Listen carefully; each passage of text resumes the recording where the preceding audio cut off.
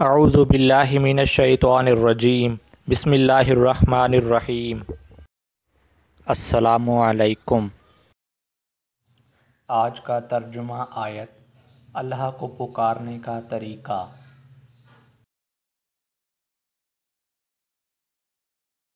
ارشاد باری تعالیٰ، اے نبی صلی اللہ علیہ وآلہ وسلم، ان سے کہو اللہ کہہ کر پکارو یا رحمان کہہ کر، جس نام سے بھی پکارو اس کے لیے سب اچھے نام ہیں، اور اپنی نماز نہ زیادہ بلند آواز سے پڑھو اور نہ بہت پست آواز سے، ان دونوں کے درمیان وسط درجے کا لہجہ اختیار کرو۔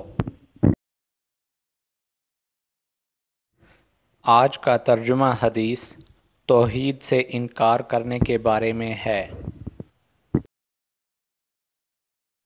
نبی کریم صلی اللہ علیہ وآلہ وسلم نے فرمایا، اللہ تعالیٰ قیامت کے دن دوزخ کے سب سے کم عذاب پانے والے سے پوچھے گا، اگر تمہیں روئے زمین کی ساری چیزیں میسر ہوں تو کیا تم ان کو فدیہ میں اس عذاب سے نجات پانے کے لیے دے دو گے؟ وہ کہے گا کہ ہاں۔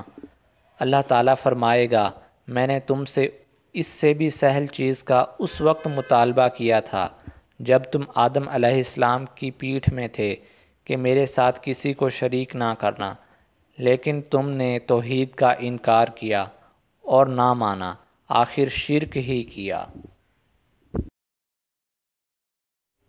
کمنٹ باکس میں اپنی قیمتی رائے کا اظہار ضرور فرمائیں۔ جزاک اللہ۔